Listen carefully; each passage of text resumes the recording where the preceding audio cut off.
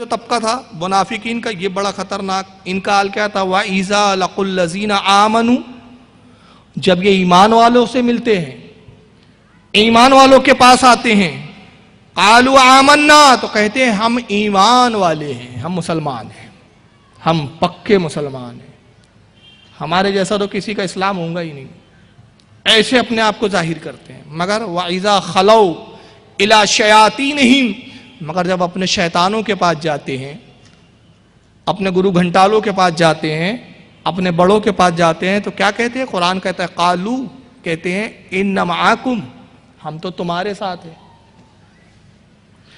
اِنَّمَا نَحْنُ مُسْتَہْزِئُونَ، بلکہ ہم تو مسلمانوں سے ہنسی مذاق ٹھٹے بازی کر رہے تھے، مذاق کر رہے تھے۔ قرآن کریم کا یہ پارہ نمبر 1 ہے، سورہ بقرہ آیت نمبر 14 ہے۔ یہ منافقوں کی صفت قرآن نے بیان کی، ان کا تعارف بیان کیا کہ منافق کون ہے۔ یہ تیسرا طبقہ کون ہے معاشرے کا؟ جو دعوے ایمان تو رکھتا ہے مگر ظاہری طور پر، باطنی طور پر اللہ رسول کا گستاخ ہے۔ اور کتنا بڑا گستاخ ہے؟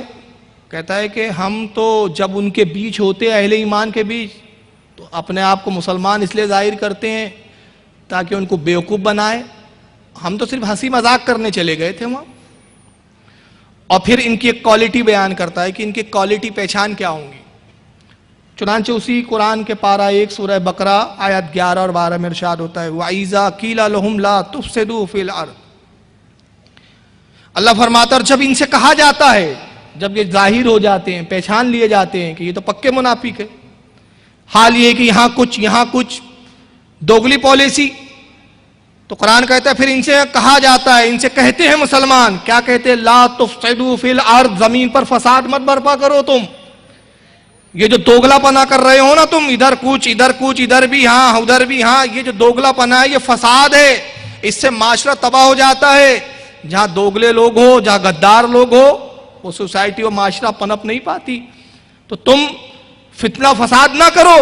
تو کہتے قالو انا نحن مصلحون، ہم تو سنوارنے والے ہیں، ہم تو سوسائٹی کو بنانے والے ہیں، ہم تو سوسائٹی کی اصلاح چاہتے ہیں، دیکھو سوسائٹی میں کتنی خرافاتیں آ گئی ہیں، ہم تو چاہتے اصلاح ہو جائے، حالانکہ ایمان نہیں ہے، قرآن نے پہلے کہا ان میں ایمان نہیں ہے، مگر دعویٰ دار کیا ہے؟ فسادی خود یہ ہے، مگر دعویٰ کیا ہے؟ ہم تو سوسائٹی کو سدھارنا چاہتے ہیں، لوگ قبروں پہ جا کے شرک کر رہے ہیں، ہم شرک سے روکنا چاہتے ہیں، لوگ نذر و فاتحہ کر کے شرک کر رہے ہیں، ہم اس شرک سے بچانا چاہتے ہیں۔ حقیقت میں کر کیا رہے ہیں؟ فساد برپا، کیونکہ یہ چیزیں تو پہلے سے رائج ہے، جتنا آپ پیچھے جائیں گے اتنا اسلام سے قریب ہوتے جائیں گے، اور جتنا آگے بڑھتے جاؤں گے اسلام سے دوری ہوتے جائیں گی۔ تو اب بتائیے کتنے سال پہلے تک آپ فاتحہ سنتے تھے؟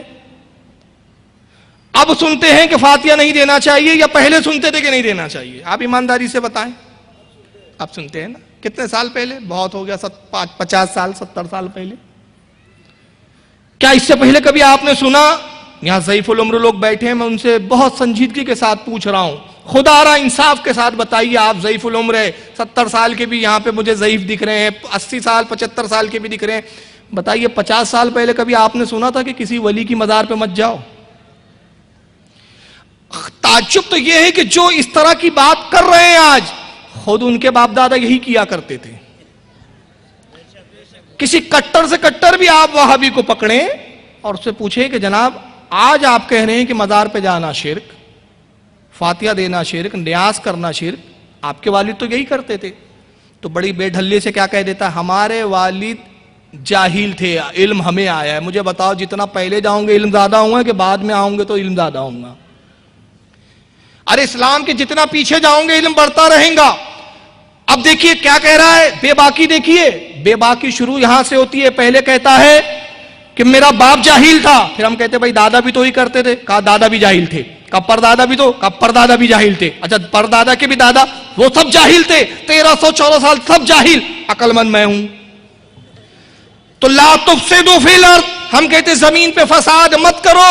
فساد یہ ہے کہ اپنے بزرگوں کو جاہل کہا جائے، فساد یہ نہیں ہے کہ بزرگوں کی تعریف کی جائے، فساد تو یہ ہے۔ تو کہتے ہم تو سوسائٹی کو سنوار رہے، سوسائٹی بگڑی بھی ہے، اور کتنی بگڑی ہوئی ہے؟ 1400 سال تک سب بگڑے ہوئے تھے، ہم نے اب ذمہ داری لی ہے کہ اب ہم پوری سوسائٹی کو سدھاریں گے۔ اچھا چلیے ٹھیک ہے، بہت اچھی بات، موسٹ ویلکم، آپ سدھارنے آئے ہیں، خوش آمدید۔ مگر سوال یہ ہے بھائی، اگر آپ سنوارنے آئے ہیں تو جن کو سنوارنا چاہتے ہیں ان کے جو ہیڈ آف دی ڈپارٹمنٹ ہے ان سے بات کرنے کے لیے ڈرتے کیوں؟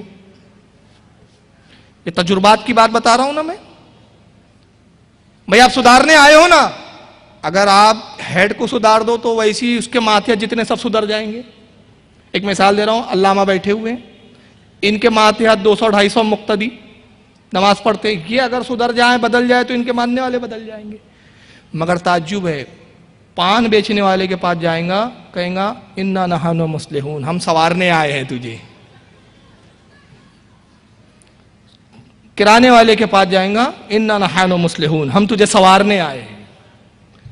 آفس کے والے کے پاس جائیں گا، اسکول پڑھنے والے بچوں کے پاس جائیں گا، مگر جیسے ہی وہ کہیں گا، اگر کوئی اس میں تھوڑا سا چالاک پڑھا لکھا رہا، کرانے والا، پان ٹھیلے والا، فروٹ بیچنے والا، کپڑے بیچنے والا، بزنس کرنے والا، نوکری کرنے والا، سروس کرنے والا، انجینئر، ڈاکٹر، وہ جیسے کہیں گا دیکھیں صاحب یہ میری فیلڈ نہیں ہے، آپ جس طرح کی باتیں کر رہے ہیں میرے لیے بالکل نہیں ہے، آپ سنوارنے آئے، چلیے ہمارے مولانا صاحب سے بات کر لیے، نہیں وہاں جائیں گے تو جھگڑا ہو جائے گا۔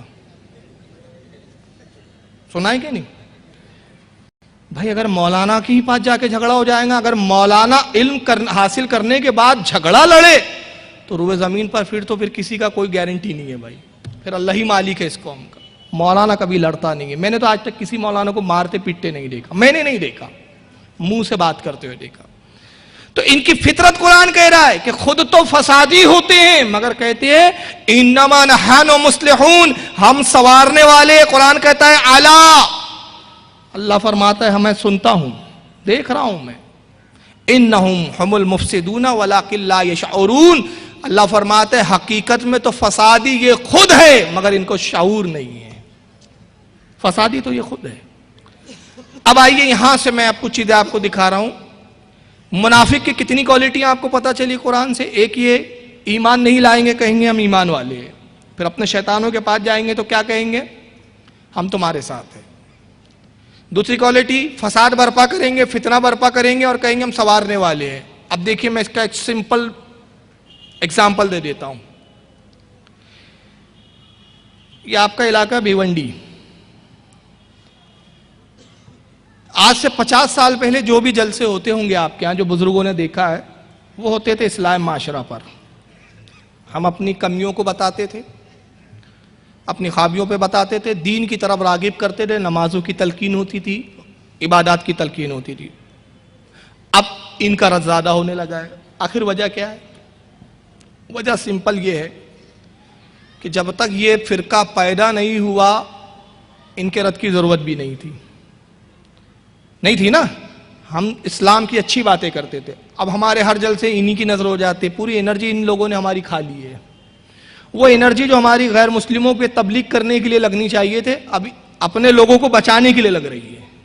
ہماری انرجی کو انہوں نے ضائع اور برباد کر دیا ہے۔ اب یہ بتائیے کہ اب آپ خود ایک جملہ کہتے ہیں، ارے بھائی وہابی سنی کا یہ اختلاف بہت سردرد اختلاف ہو گیا بھائی، ہر محلے میں اختلاف، ہر بستی میں اختلاف۔ میں کہتا ہوں 50 سال پہلے اختلاف نہیں تھا، یہ 50 سال بعد آیا۔ اس سے پہلے ہم نہیں دیکھتے تھے، کسی گھر میں ایسا نہیں تھا کہ ایک بیٹا وہابی اور ایک بیٹا سنی، سب سنی ہوتے تھے۔ تو اختلاف ہوا کب؟ جب یہ آئے تب اختلاف ہوا، جب تک یہ نہیں آئے تھے کوئی اختلاف نہیں تھا۔ تو معلوم ہوا کہ جو انہوں نے لا کر اختلاف پیدا کیا تو فسادی وہ ہوئے کہ جو اختلاف نہیں کر رہے تھے وہ ہوئے۔ سیدھی بات ہے، اختلاف وہاں سے شروع ہوا جنہوں نے یہ لایا ہے نئی باتیں۔ اب یہ بھی قرآن نے نشاندہی کی کہ فسادی ہے۔ اب آئیے بخاری شریف میں ان کی 3 نشانیاں بتائی، اور میری پوری تقریر کا پس منظر ان 3 نشانیوں کے ارد گرد چلے گا۔ یہ صحیح بخاری ہے، دیکھیں مانیٹر پہ میں آپ کو دکھا رہا ہوں۔ اب بڑی خاص بات بتاؤں گا، آپ چوک جائیں گے میں جو ایک چیز بتا رہا ہوں۔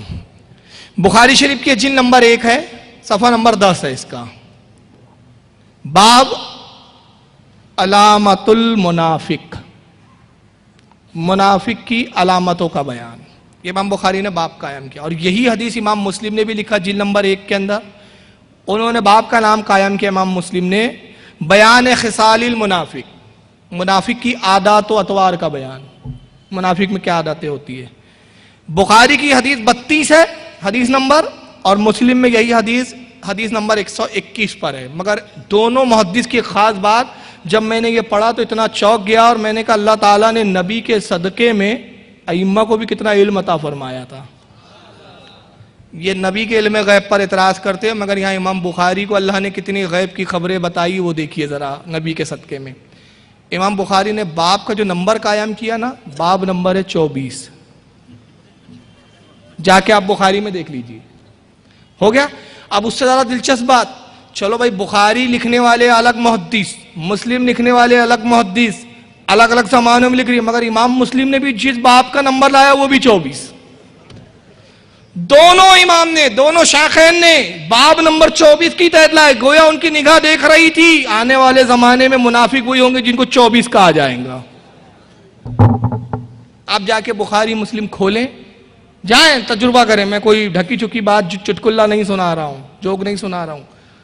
بخاری کھولیں باب نمبر 24 علامت المنافق، مسلم کا کھولے باب نمبر 24 بیان خصال المنافق، منافق کی عادت کا بیان. امام بخاری نے پوری سند بیان کی. حدثنا سلیمان و ابی الربیع قال حدثنا اسماعیل ابن جعفر قال حدثنا نافع ابن مالک ابن ابی عامر ابو سہیل عن ابیہ. یہ سند ہے، انہوں نے ان سے سنا، انہوں نے ان سے سنا. وہ کہتے ہیں کہ ابو سہیل وہ اپنے والد سے روایت کرتے ہیں عن ابو ہریرہ رضی اللہ تعالیٰ، اور وہ حضرت ابو ہریرہ سے روایت کرتے ہیں کہ ابو ہریرہ نے روایت کی ان النبی صلی اللہ علیہ وسلم قال. ابو ہریرہ رضی اللہ تعالیٰ عنہ کہتے ہیں آیت المنافقی ثلاث. ابو ہریرہ کہتے ہیں کہ منافق میں 3 خصلتیں ہوتی ہیں، منافق کی 3 نشانیاں ہیں. اور مسلم میں ایک اضافہ ہے ایک لائن کا، امام بخاری نے نہیں لکھا لیکن امام مسلم نے اپنی روایت میں ایک جملہ بڑھایا ہے، اور وہ بھی ابو ہریرہ سے ہی لکھا ہے. یہیں سے درود شریف پڑھیں آپ، اللہم صلی علی سیدنا مولانا محمد عدد ما فی علم اللہ صلاۃ اللہ. چلیے وہ جب تک چالو ہو رہا ہے میں حدیث پڑھ رہا ہوں. امام مسلم نے اضافہ کیا اس میں کہ منافق کی 3 نشانیاں ہیں، منافق میں 3 چیزیں ہوتی ہیں، 3 خوبیاں ہوتی ہیں. اور امام مسلم نے جو الفاظ زائد کیے وہ یہ ہے وَإِن صَامَ وَصَلَّى وَزَعَمَ أَنَّهُ مسلم. کہتے ہیں کہ بظاہر وہ نماز پڑھیں گا، روزہ رکھیں گا، نماز پڑھیں گا، اور اپنے گمان میں وہ یہ سمجھ رہا ہوں گا کہ میں مسلمان ہوں، مگر حالانکہ وہ مسلمان نہیں ہوں گا، منافق ہوں گا. جبکہ اس کا حال کیا ہوں گا؟ روزہ رکھ رہا ہے. مسلم کے الفاظ یہ ہے، روزہ رکھ رہا ہے، نماز بھی پڑھ رہا ہے، اور اپنے زوم میں یہ بھی ہے کہ صاحب میں مسلمان ہوں، لیکن وہ ہرگز مسلمان نہیں ہوں گا. اب 3 نشانیاں اللہ کے رسول کیا بیان کر رہے ہیں وہ سنیں آپ.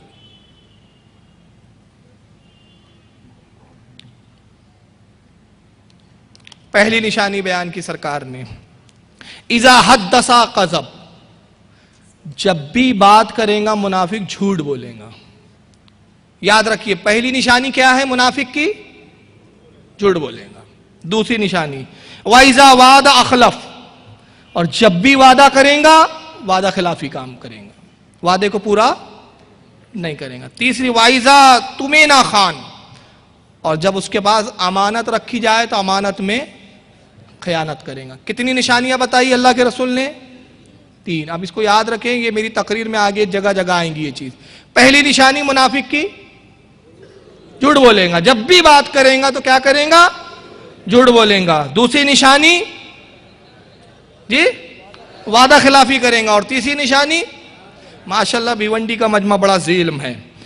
آئیے اسی حدیث کو امام بخاری اور مسلم کے علاوہ امام ترمذی نے بھی اپنے جامع ترمذی جلد نمبر 1 حدیث نمبر 2631 پہ لکھا ہے. امام نسائی نے سنن کے اندر حدیث نمبر 5021، اور مسند احمد میں امام احمد ابن حنبل نے جلد 2 صفحہ 357 پہ لکھا. اب ایک حدیث دیکھیں، مشکات شریف کی حدیث ہے. یہ بڑی طویل حدیث ہے، میں کچھ عربی متن پڑھوں گا اور پھر کچھ صرف اردو ترجمے سے کام لوں گا تاکہ کچھ وقت بچ جائے. مشکات شریف جلد نمبر 3 کتاب الفضائل والشمائل، فضیلت اور خوبیوں کا بیان، یہ باپ کا نام ہے. مشکات کی جلد 3 ہے اور حدیث نمبر 5894 5894 یہ حدیث کا نمبر ہے۔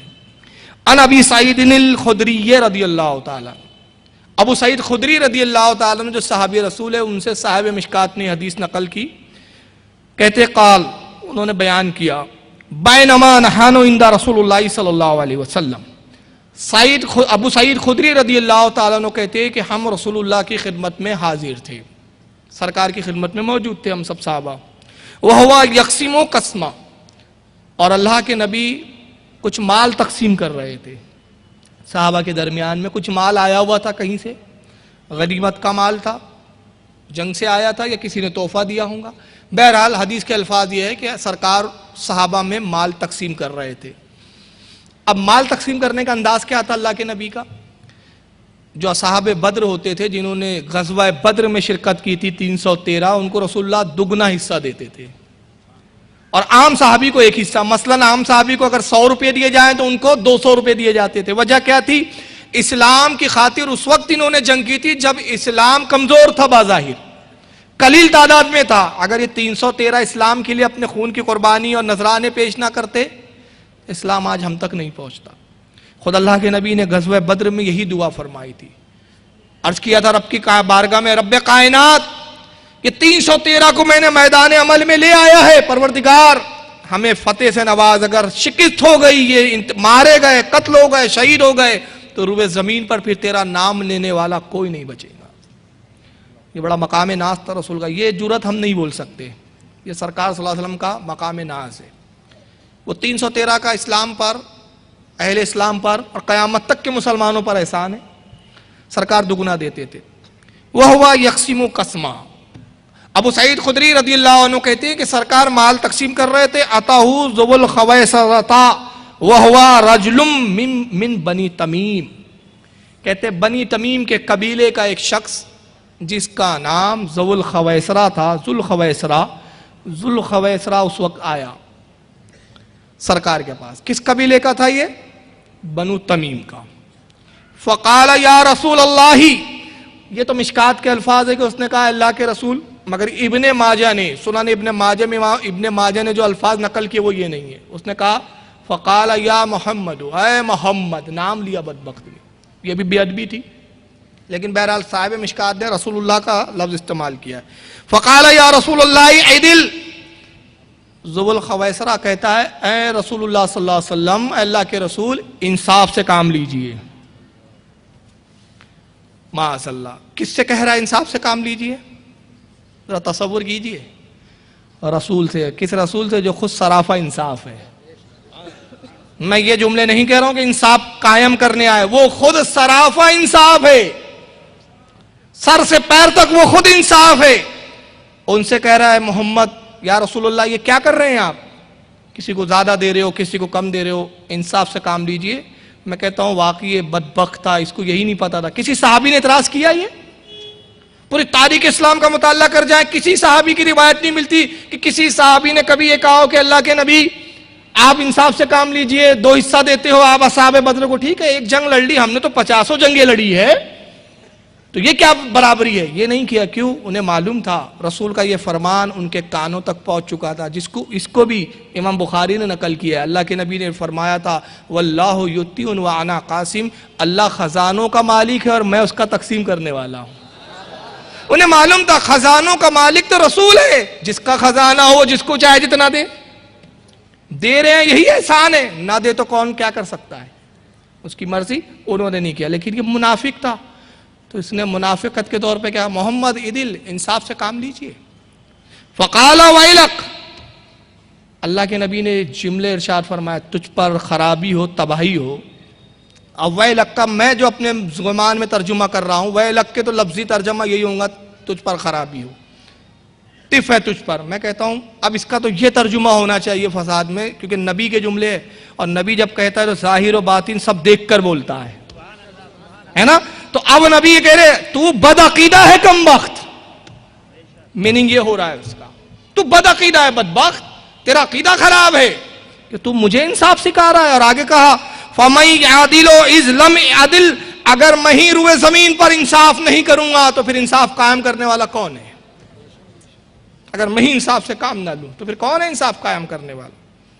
حضرت عمر رضی اللہ تعالیٰ عنہ مجلس میں موجود ہے، تلوار نکالی، اور میں کہتا ہوں شاید اعلیٰ حضرت نے حضرت عمر کو دیکھ کر ہی یہ شعر لکھا ہوں گا، دشمن احمد پہ شدت کیجئے، ملحدوں کی کیا مروت کیجئے، غیظ میں جل جائیں بے دینوں کے دل، یا رسول اللہ کی کثرت کیجئے۔ حضرت عمر کا پورا کردار یہی ہے۔ حضرت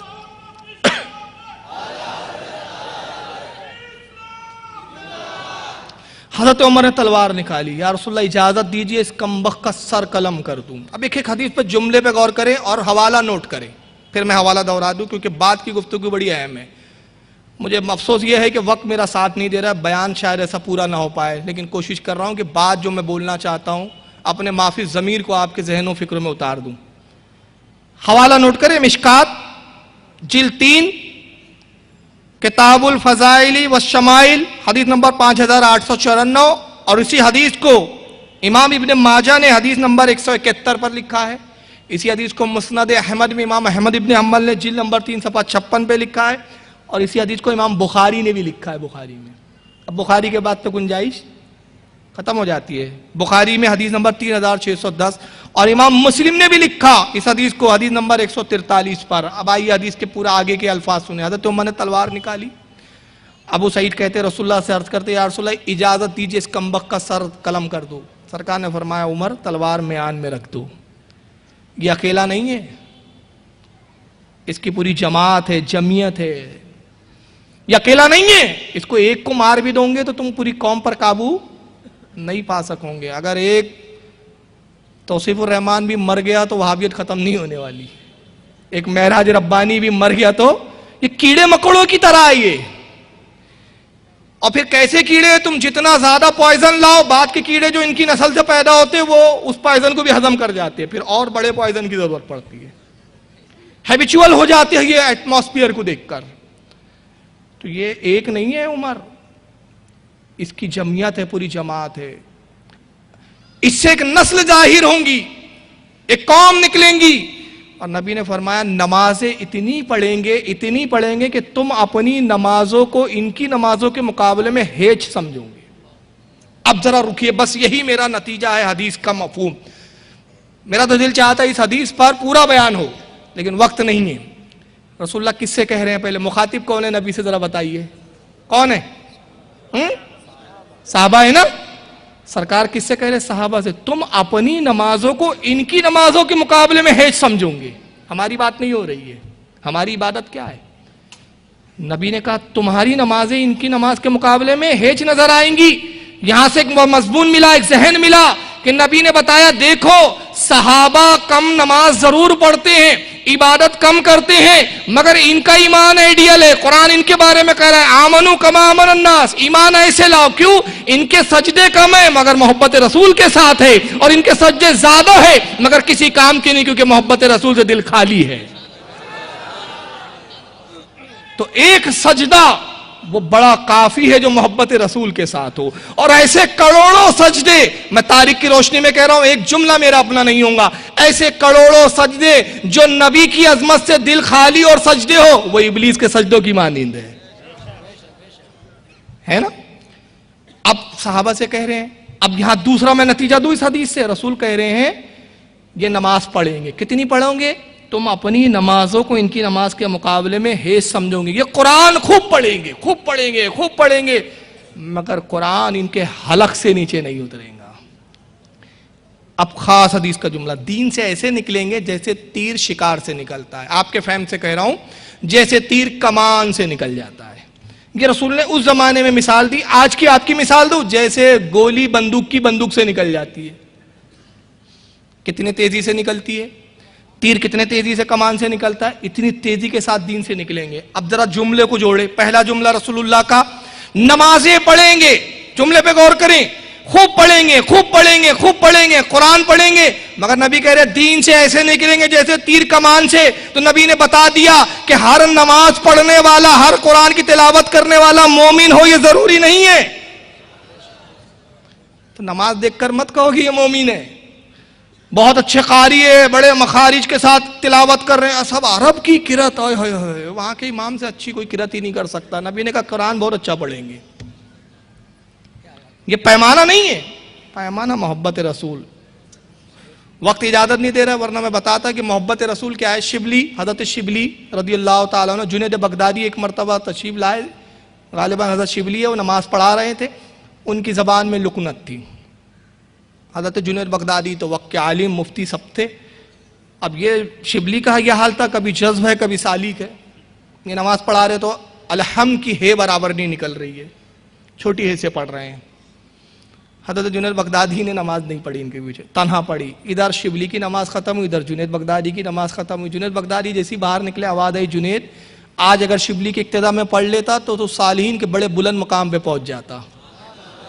عرض کی مولا، اس کے تلفظ صحیح نہیں کہا، جنید تو اس کے الفاظ دیکھ رہا تھا اور ہم اس کا دل دیکھ رہے تھے۔ تو محبت پیمانہ ہوتی ہے الفاظ کی۔ دیکھیں ایک شاعر پڑھتا ہے، ترنم نہیں ہوتا، ہم سوچتے ہیں اچھا ترنم نہیں ہے، مگر یہ ہماری سوچ ہے، مگر رسول اللہ کی بارگاہ میں وہی مقبول ہے۔